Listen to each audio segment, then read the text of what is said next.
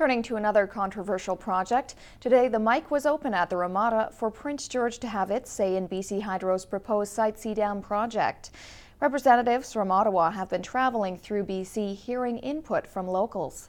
I almost think maybe I almost lost it. Person after person stepped up to the mic to speak to this panel, among them Lynn Chapman. If I'm lucky enough to have grandchildren, then it'll be them and their children's children will be paying this debt, and it's not okay. For Chapman, it's not just about the debt the Site C Dam project might create. Among her concerns, Chapman believes the project will also ruin farmland in the Peace River Valley. I think that's wrong. I think that's just wrong.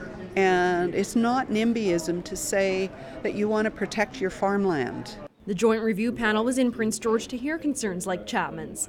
They're from the Canadian Environmental Assessment Agency and will be recommending whether or not the project should get the green light. It's one piece of meeting the low demand for the province. BC Hydro says it's listening.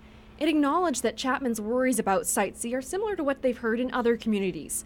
The Site C panel has already traveled to towns including Fort St. John, Hudson's Hope and Chetwynd.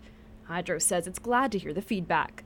It's a really important process for public, for stakeholders and for Aboriginal peoples to have their views heard about this project.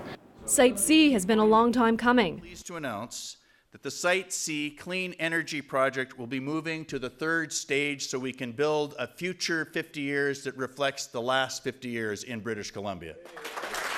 According to Hydro, the new dam is just a part of its plan to keep up with BC's energy demands.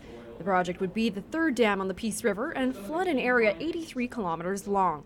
But Lynn Chapman considers that damage to farmland, which can't be undone. To provide sustainable food into the future, to sustain life into the future. And that's just not okay.